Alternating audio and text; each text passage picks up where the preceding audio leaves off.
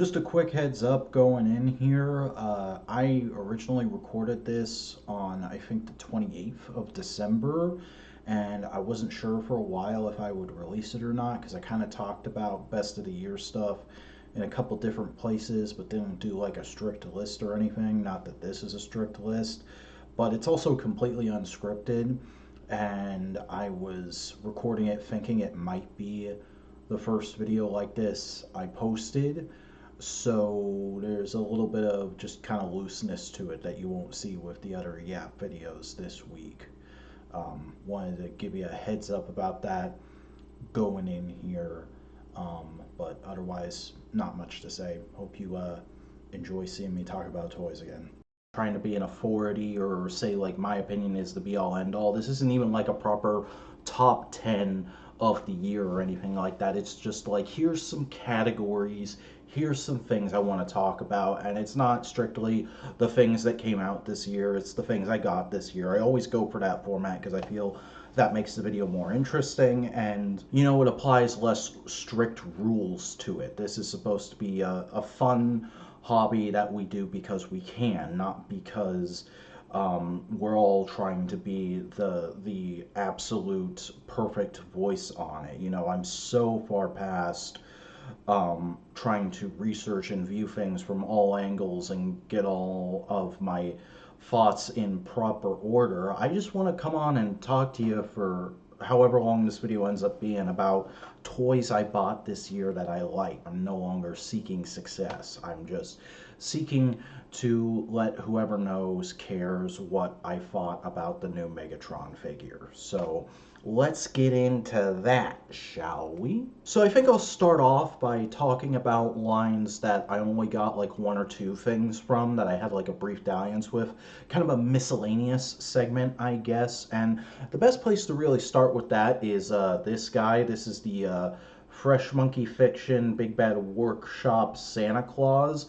Uh, those two groups have done so much together since this figure came out just a couple years ago, and I've bought none of it besides this guy. I only got this guy like in January or February of this year after like kicking the tires on him for so long, and he is a perfectly fine 6-inch figure of Santa. If you're just looking for a good classic Santa Claus, he hits that bit exactly as much as you would expect him to.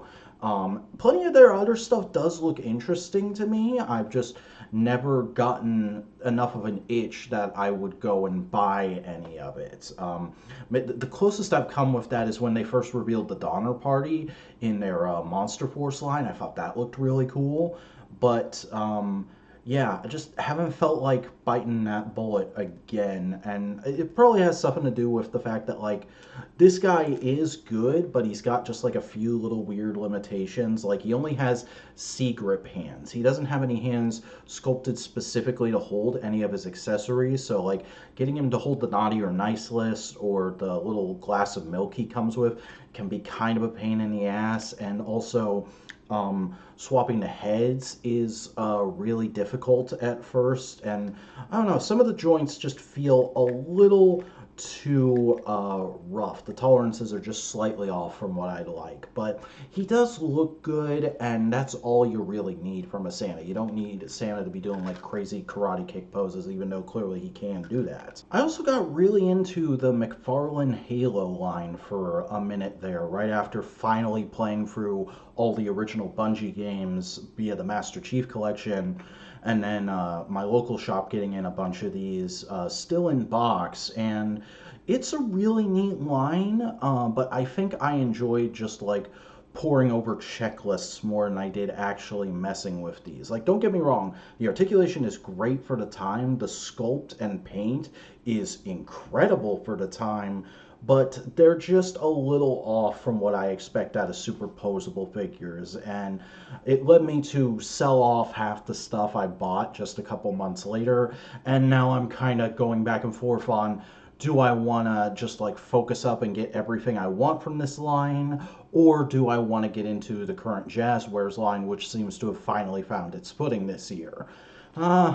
I'm not sure. Leave a comment on the web zone, and I'll make up my mind based on that, I guess. And then there was this lady, Boss Fight Red Sonja, who was one of my most anticipated figures going into this year. I feel like I've been following the development and the release of this figure since it was first announced, because it was announced right around the time I got into Red Sonja and Conan, and I really wanted good figures of both of them, and this looked like it would be able to do that, and it comes so frustratingly close. And not gonna lie, this is a great base. I'm not sure what side I should be holding on. There we go.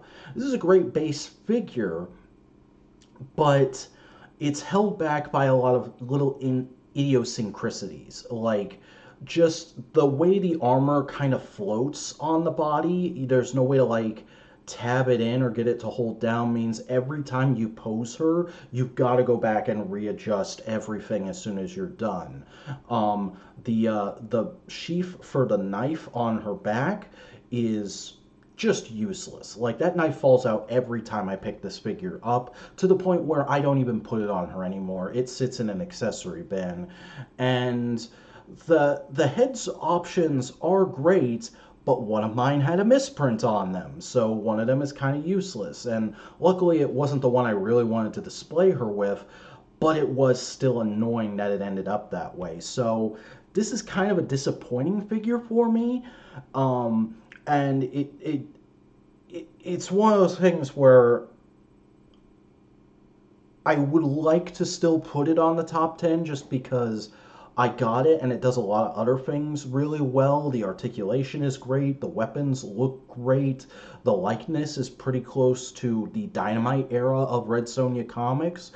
But there's a figure that came out this year, right at the end of this year, that does everything I wanted from Red Sonja just a little bit better, and that is the Zesri Studios Gold Hilder, who is just this fantastic Skyrim looking Nord warrior woman who comes with tons of accessories, has armor that is floating, can be swapped on and off of her, but it all pretty much stays in place. This skirt piece will jostle around a little bit, but it's something between like the polymers they're using both for the actual figure body and for the armor bits, that they kind of grip onto each other. So even if you jostle it a little bit, it doesn't like go flying all over the place like Sonja's do. And despite lacking things like double jointed elbows or proper butterfly joints, I find her more fun to pose than Sonja. And that's largely due to the fact that they used kind of a softer, more rubbery plastic for her hair. I don't think it's actual rubber. I don't think it's in any danger of degrading, but it means that she can move her head around and look pretty much any direction you want her to in action poses, which is not something you get with female figures that have this amount of hair too often. Like, if I were doing a straight up top 10 list, she would probably be like number 3 or 4, just because of that. That's such a rare and wonderful thing to have on a female figure. And, like, yes, there is a slight element of Gooner figureness to this, because you can take everything off if you want to, but like, she looks like a Barbie doll under there. It's not too bad, in my opinion. And like, it means she's fully compatible with everything else Zesri has and is planning to release, which is kind of excited for me, because this is my first Zesri figure and it has me very tempted to backtrack and spend the ludicrous markup prices that their older figures go for. So, yeah, probably my favorite figure I got that doesn't belong to any specific group this year. It's been a bit of a weak year as far as Marvel Legends go for me, and that's primarily just because I haven't bought that many. All the ones I've really wanted have been locked in multi-packs or the deluxe price point, which means every time I would think to buy them, there would be something else I'd want just as much or a little bit more that would cost a little less, so that would end up winning out. But there were a few like be all end all, I gotta make sure I get that. Like, we got a new classic Captain America in the Gamerverse Venom 2 pack this year, which I'm a big Captain America guy. Cap and Daredevil are like my guys when it comes to Marvel, so I had to get this and give it a spin. And it's pretty solid. It's a really nice, like, slight upgrade on the 20th anniversary figure, which had been my default photos and shelf cap for the last few years. Um, Obviously, they're going to come out with a maximum of this guy at some point, but right now, this combined with the accessories from the 20th cap kind of makes my perfect maximum cap. But I don't know. We'll see if I'm tempted by actual maximum cap whenever that happens.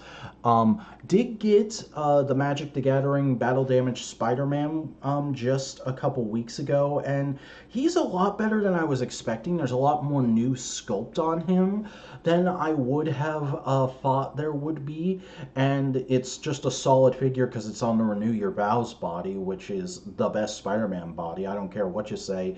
Maximum is not better than this thing. Both those kind of had a little caveats on them of like, Cap came in a 2-pack with a Venom I didn't care about. This has an extra $10 because you're getting a piece of card I don't care about with it.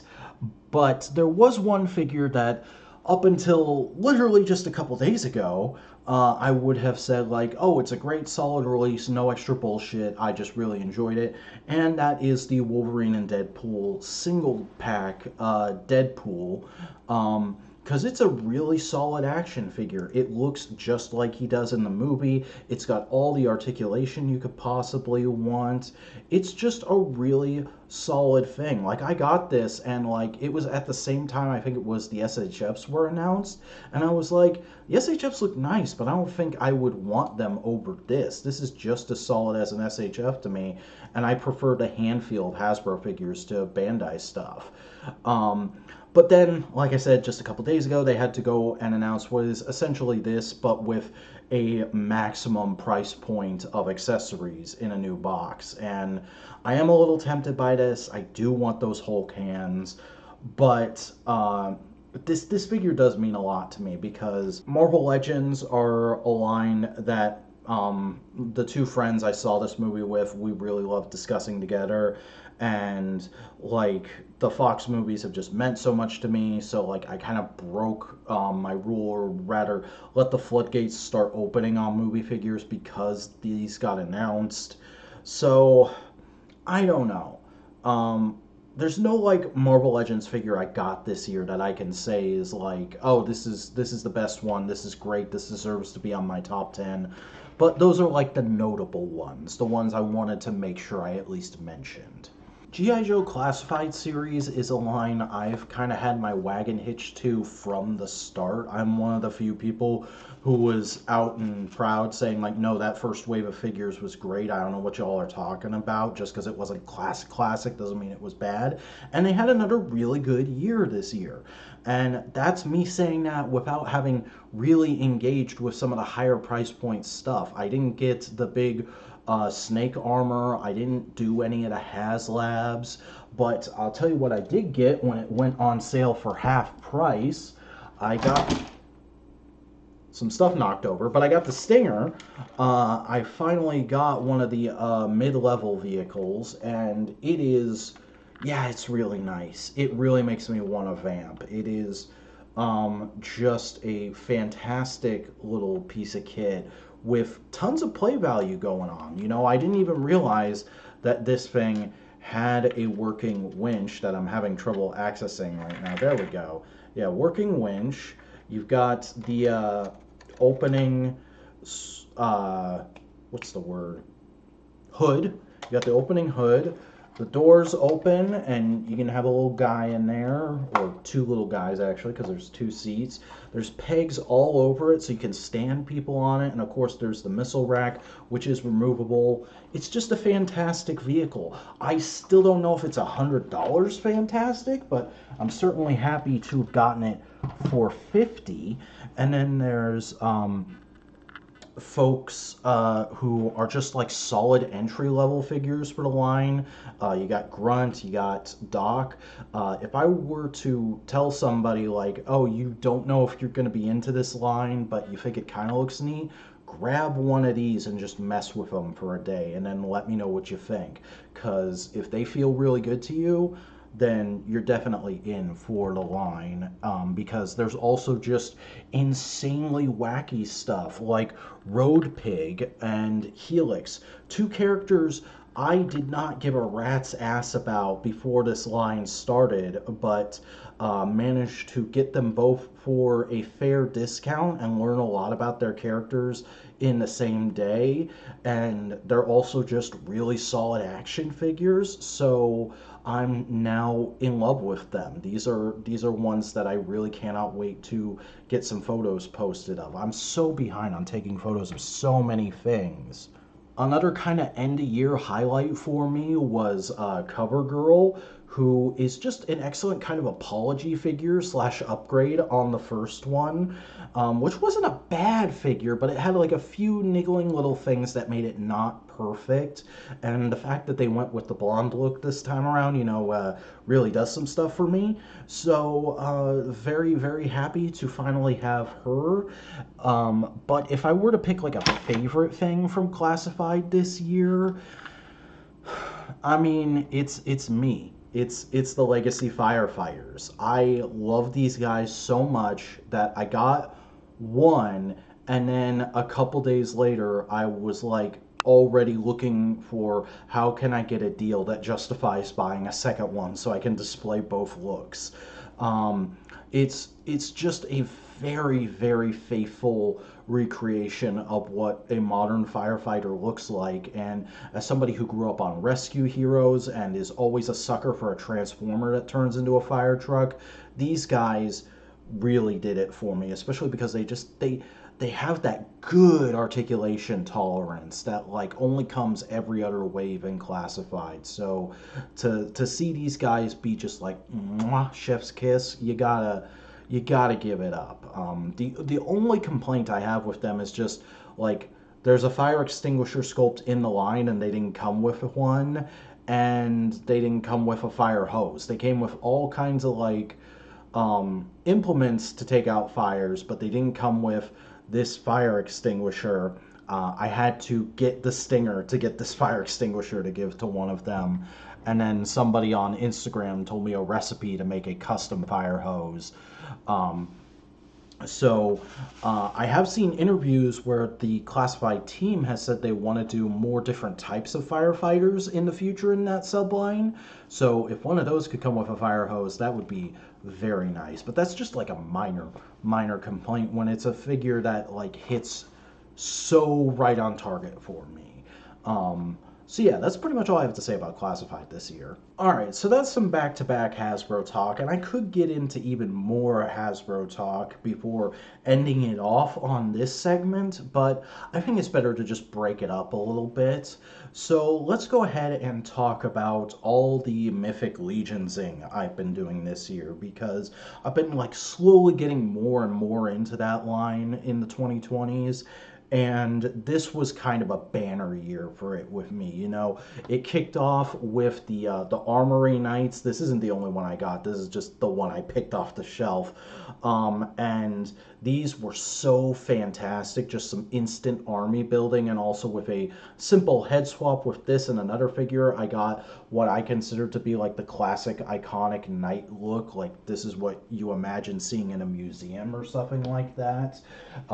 And then, of course, there was the Silver Knight, their new standard figure, which I honestly almost just skipped over were it not for the new shield and spear, which very cool, unique shield design. I decided not to put the Horseman logo on it just because I wanted it to look more like it exists within the world, but the spear kind of tickled a little brain spot for me because I've become a big fan of the Stormlight Archive books in the last few years as well, and this kind of looks like the spears I imagine Kaladin wielding in those books. But I also delved into sorcerers and female figures in the line for the first time with these two here, and they've been a lot of fun. I've got actually a ton of photos of them saved up that I need to edit and start posting very, very soon, hopefully. The soft goods are a little cumbersome to deal with in this line, I'll admit, but it's not impossible. That's like the one drawback I have on these. There was this friggin' ridiculous four-armed dragon thing that I kind of pieced together first through getting the base figure at Big Bad Toy Store, and then getting the head pack from Store Horseman, which I know this is meant to be Cosmic Legions, but like it's a Dragon Man. It's going in with my Mythic Legions. It just works in my opinion. And you know the first rule of toys and being a collector is they're your toys. You enjoy them how you want to. So that's how I'm going to enjoy this guy. Gonks was a particularly notable pickup for me this year, not because of who and what he is, but just because of the moment that was, where I bought him at Retro Toy Con, and then somebody set off the fire alarm like 5 minutes later while I was looking at another booth. I went out to the lobby with pretty much everyone else, and I ended up standing right next to Jeremy Gerard. And the whole time people are trying to figure out if the building's actually on fire or not, it wasn't. We were just chatting about Mythic Legions, and I was showing him like, oh yeah, I have this, and I've been getting this and this, and I'm trying to do this with my photos. And he was so down to just hear what another collector was doing with the toy line he was working on, and he was excited to tell me about what he was buying. It was a really cool, like, oh, we're all the same collector moment that I will never forget. And then there's this thing, the Legendary Barbarian, a figure I spent practically the entire year pining after because this was their traveling exclusive for the year. You could only get this if you went to a convention where they had a booth, or you middlemanned, or you really overpaid on eBay. And I almost really overpaid on eBay multiple times, but I knew they said they were going to offer it on the website at some point, and so finally, like right in the last couple months of the year, actually the week before that convention, they put this up in limited quantities on the website, and I managed to snag one, and now I have Mythic Legions Conan the Barbarian because, you know, it's meant to be any barbarian you want it to be. You can swap out the hair pieces, you can swap out the head sculpt and armor, and like take a gladiator figure and make a whole original barbarian character if you want, like I did. But you know, anyone who saw this configuration immediately knew, like, oh, if you collect Mythic Legions and you want a Conan the Barbarian figure, this is perfect. There are some official Conans out there that I'd still like to get my hands on at some point, but for right now, this is my shelf Conan, and I could not be happier with him. However, there is one other Mythic Legions figure that I got this year that I do want to highlight, and that is this guy, Gaspar the Unamused, I think his name is. I haven't done too much look into the lore of him. I just know that he's like a Legions Con exclusive for a couple of years ago. I got the non-exclusive version because I was thinking to use him for something in a photo storyline that I haven't gotten to yet.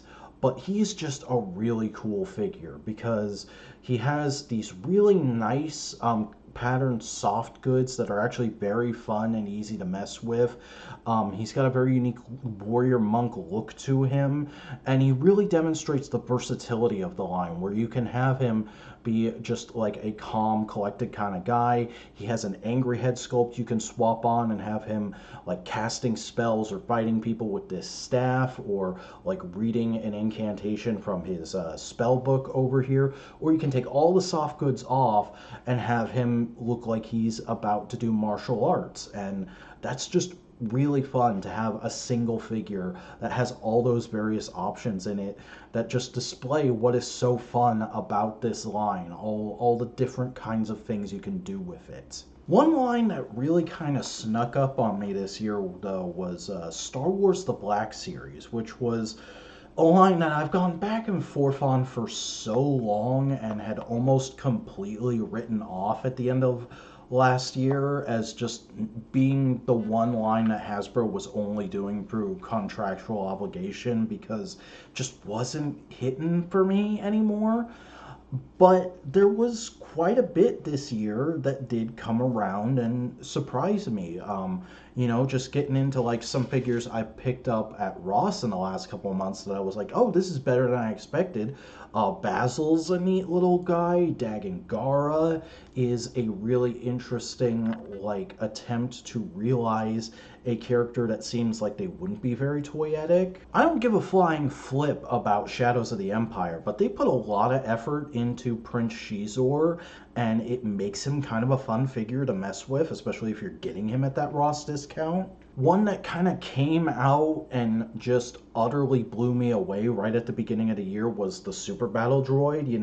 It had a frustrating release at first, that's for sure, but like actually having one in hand, it's the most fun I've had posing a modern figure in a long time, to the point where it hasn't actually left my desk. I've just constantly been picking it up and messing with it because there's something about these joints that's just weirdly satisfying to mess with. I did a whole like posing show off photo post of this guy. I hunted down an alternate version of it at Ross for that discount price because Lord knows I wasn't going to pay full price for a free pack that included two other droid molds that I don't care for, which that's the other thing that's like so surprising about this. Usually Black Series royally screws up droids, in my opinion, especially like prequel era battle droids, but something about this mold, man, it's magic in your hand. But then there were also just a couple of moments of Black Series hitting right at the right place, right time for me with Star Wars. Much like that toy line, Star Wars is a franchise that I'm very hot and cold on. But when I was hot on it a few times this year, like when Jedi Fallen Order finally came up for a fair deal on Steam and I played through it, uh, I went and picked up the Cal and Pals multi-pack off Amazon for like half price, and this is some of the best stuff I've ever seen from them. Like, it's a perfect example of how good this line can be. Weird alien goofball who's a little more articulated than you'd expect, and perfectly competent human guy with all kinds of sabers to mess with and a blaster. Like he's got it all, and plus there's like you got a couple small ones that are also more articulated than you'd expect. There's the alternate Joe Dirthead, which is just hilarious. And then there's things like, oh yeah, this year was the what was it, 20th anniversary of Revenge of the Sith, the movie that made me a Star Wars fan as a kid. Finally, we have a good figure of that Obi-Wan look in 6-inch form. And people can say like, yeah, the figure arts has existed forever. The figure arts is expensive, and I've never liked the hand feel of figure arts, so I wasn't gonna get it. But this thing is just perfect for my likeness. I wasn't able to score the 2-pack, and even if I had been, it was a little overpriced in my opinion, but getting the single pack of this guy is just fine for me. Obi-Wan's my favorite character in Star Wars, one of my favorite characters in all of fiction. This is his best look in any of the movies. This is some of his best content as a character in any of the movies. So to finally have a good figure of it means a lot to me. And on top of that, there's also just been like a lot of great clones this year. We finally got a blank Phase 2 clone, which took way too long to get on the new body, but now that we have it, I'm really happy to be able to mess with it. They finally did us a new Rex and Cody, both of which turned out fantastic, are really fun to mess with, and just look the part. But I think if I were to have to pick one of the clones and one figure from Black Series overall that just really made me happy to have this year, it would be this guy, the Tactical Ops Clone Trooper from the Revenge of the Sith Retro Collection, which is basically just the 501st with a fancy name. But I love this body. This is my favorite armor design for clones, stormtroopers, whatever you want to call them, in any of the fiction. And it's the specific version of it that was the main player skin for playing as the Republic forces in the original Battlefront 2, which is probably like my strongest childhood experience with Star Wars. Revenge of the Sith is what made me a Star Wars fan, but playing Galactic Conquest as the Republic forces over and over again on my PlayStation 2 as a kid. That's what solidified me as a Star Wars fan for life. And finally having a good representation of that in figure form, you can't put a price on that, even though this thing was $30 at a toy show. And now we come to the final segment, which of course was always going to be Transformers. Transformers is the toy line I have been into the most consistently since I was a kid. It's got the most stuff in it that keeps me interested in. It's the one franchise that I'm like a crazy lore hound for. And there were so many standouts in Transformers this year for me that I feel like I could make a top 10 of just Transformers that I got this year. But, we're not going to do that. I'm not doing strict top 10s here. We're just going to go through and like talk about the ones I got that I really liked. And we're going to start off with something that's not a Transformer because I did get a couple GoBots this year. And Rescue was maybe my favorite. Just a solid, neat little fella that converts into a ambulance like it's no problem. Just really simple, really effective, that kind of mini bot charm that I love about GoBots. People love to clown on the GoBots. I'm one of those people who say like GoBots are fine. They're great. It's the same era and same school of design. It's essentially just getting more mini bots, but with like the die cast and stuff that you like from the big guys. I don't see why more people don't collect and revere GoBots. But I did get an actual original G1 Transformer this year. I finally tracked down a Generation 1 Inferno for a good price. He is missing his little side ear doolollies, but they don't bother me in their absence at all. Like, it's hardly a part of the design in my mind. And he's really good. He's really solid. He only has one transformation step that kind of bugs me, and it's how the head ladder kind of latches onto the chest. Both hooking and unhooking that always makes me feel like I'm about to break it. So it's something I have to be super careful with. But other than that, this is just really good, like 80s robot charm right here. And then I did get a handful of Unicron trilogy things this year. Not as much as I would like, because that's my childhood era of Transformers. I would like to eventually have most of that, and I always feel like I haven't bought as much as I should. But got Insecticon from Energon this year, and he has just a really interesting transformation for such a little guy.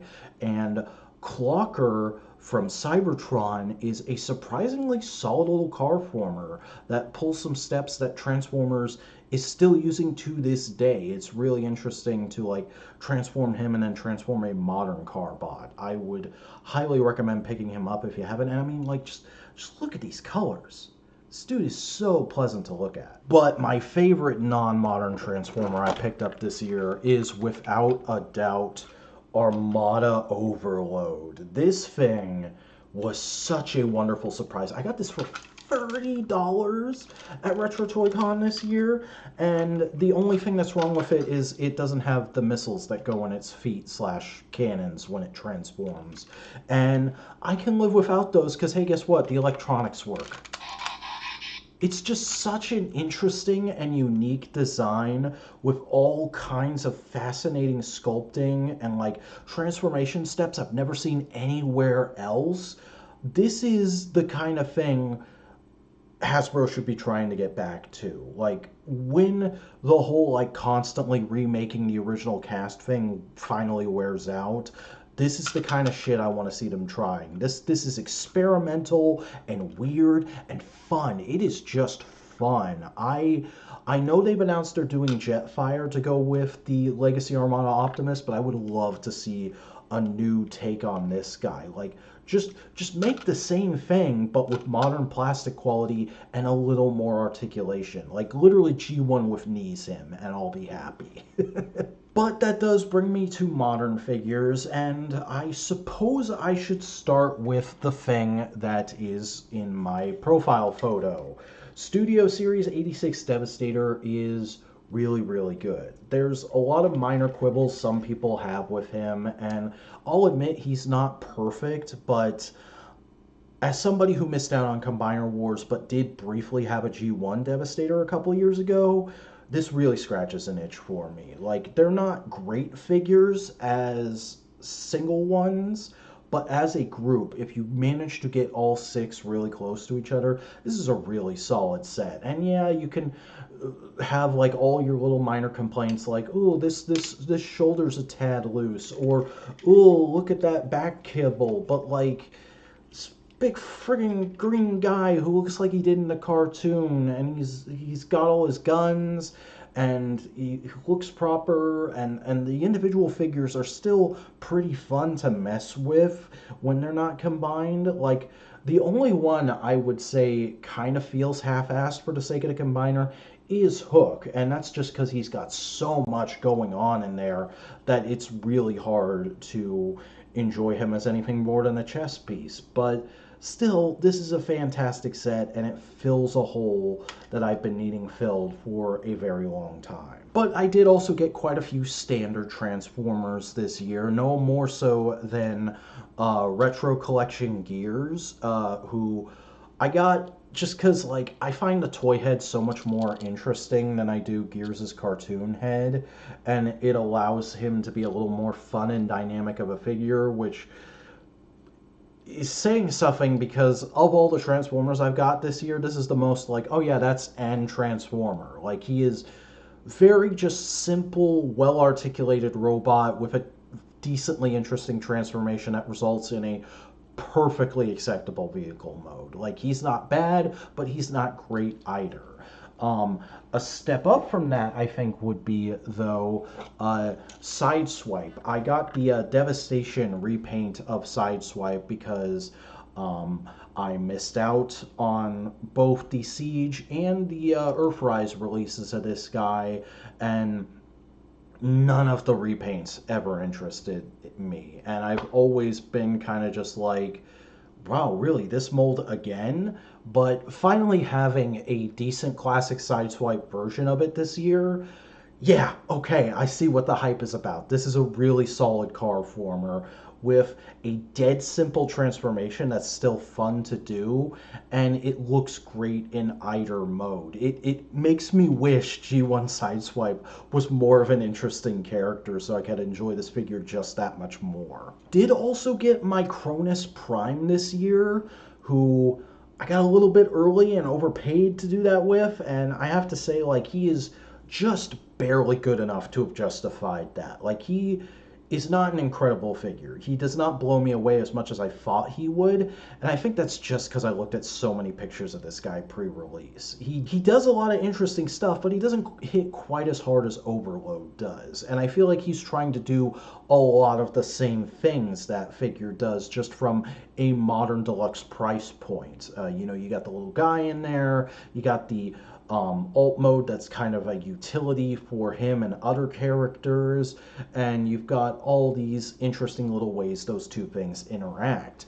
And it is a solid figure, don't get me wrong. This is one of the better deluxes of the year, I would imagine, but I don't know if I could call it like one of my actual favorite, which is kind of a shame because this and Amalgamus Prime are like the only two Age of the Primes figures that have actually really interested me so far. And even then, I don't have Amalgamus yet, and like, I did say that about Solus, but then when everybody reported QC issues on her, I decided to skip her. So, I don't know.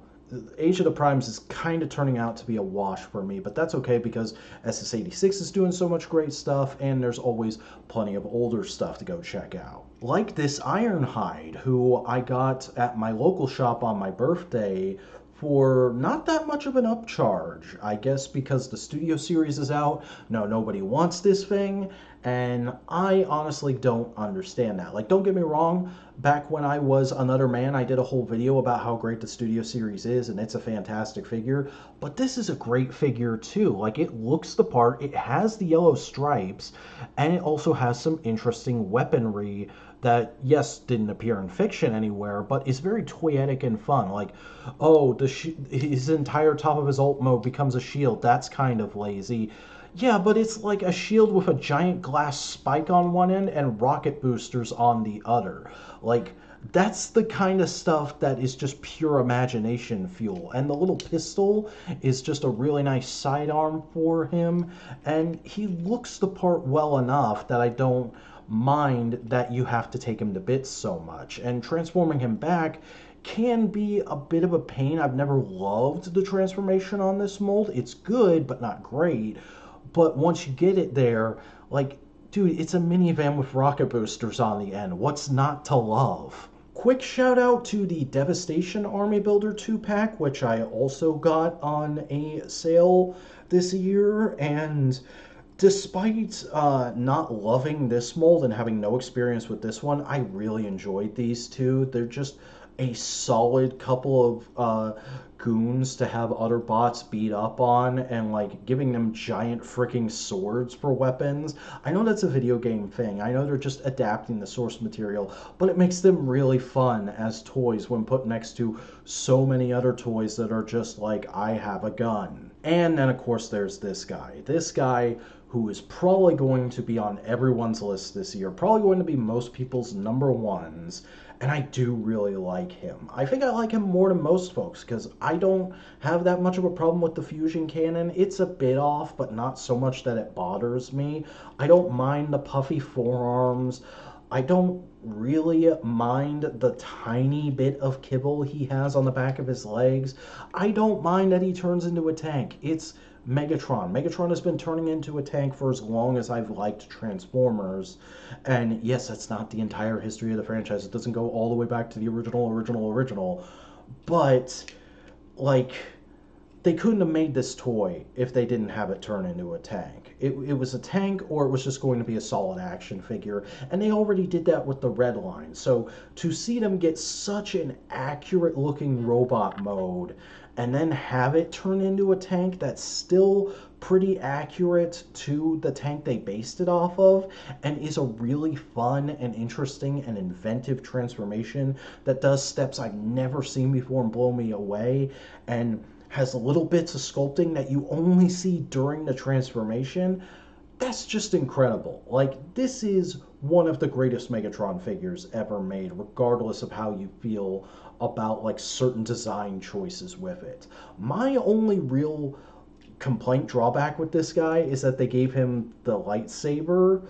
Like, if you were only going to give him one accessory beyond the fusion cannon and the gun mode that has a 5mm port on it, I would have gone with the flail from the opening five-parter, because Optimus came with the axe, or if not that, maybe the gun he actually used to shoot Optimus in the movie. Giving him this thing just kind of feels random to me. Like, it's, yes, we've gotten it with Megatrons before in like the Masterpiece line, but it didn't feel necessary for this release. But again, that's a really minor thing, and otherwise, this is just such a solid Megatron figure that looks great no matter how you pose it, and is a really fun puzzle to sit down and mess with when you actually bother to transform him. And yeah, you could throw out the complaint of like, oh, in alt mode, the access for the tank turret is on the wrong spot, but like, at least it turns, at least it goes up and down. We've had so many tanks in mainline Transformers over the last few years that don't do that, and it annoys the hell out of me. So this is good enough for me. And I know a lot of people don't like that phrase in this hobby. They don't like good enough. They want perfect. But for me, as somebody with limited funds and not wanting to be buying the same characters over and over again, good enough is good enough, and I'm very happy with this guy. That being said, he's not my favorite modern Transformer I got this year, because there is something that snuck in right at the end that I stumbled upon at pure chance at a Walmart the week before Christmas. And yeah, it's SS86 Soundwave. Or more broadly speaking, it's the entire generation's evil tape bot crew that I've assembled, because I got Legacy Soundwave and Studio Series, the red one, at the start of the year. And then I got Ratbat with that in that Perceptor set, and then I got this guy just recently, and from that I've cobbled together This Is My Soundwave, I'm going with the Studio Series Rat Bat from the Perceptor set, the Legacy Buzzsaw, the Legacy Blue one, who is called Frenzy in my house, by the way, the Studio Series Red one, who's called Rumble in my house, the Studio Series Laserbeak, and the Studio Series Ravage. And at that point, I'm calling my Generations Evil Tape crew done. I still would really like to get a solid plastic rewind so I can say the same about the good tape crew, but for right now, this makes me really happy because I had a G1 Soundwave as a kid. It was a reissue. It was the Universe Toys R Us exclusive reissue, but I had a G1 Soundwave as a kid, and that was a toy I really liked. And so to finally have a good modern update of it that hits all the beats, and I have all the tapes for him, it's one of those things that I've been chasing my entire collecting life. And to finally have it makes me so, so happy. The only way I would ever get rid of this or upgrade from this if like there was no other choice. If like I was gonna be out on my ass if I didn't sell this thing. That's how happy I am to have it and how prominently I plan to display it. Like it's one of the most iconic Transformers of all time, and I think they finally did the perfect figure of him. Like, yeah, the masterpiece is the masterpiece, and yeah, that self transforming one sure exists, but come on, man, Hasbro finally got it right. We should celebrate that. This is my favorite Transformer this year. I don't know if it's my favorite toy of this year. I don't know if anything I mentioned is specifically my favorite toy this year, but that's all the toys I enjoyed or found notable enough to talk about. Hopefully, you enjoyed listening to me rant and ramble about this. You can do the YouTube things if you want to. Like, comment, subscribe. Let me know your toys you liked this year down below or whatever. I'm not really after numbers. I just like yammering about things every once in a while, and I don't always have the audience for that. So might as well do the old-fashioned thing and make random strangers on the internet my audience for that. So hope you enjoyed this, and I'll see you whenever I decide to do one of these again. Until then.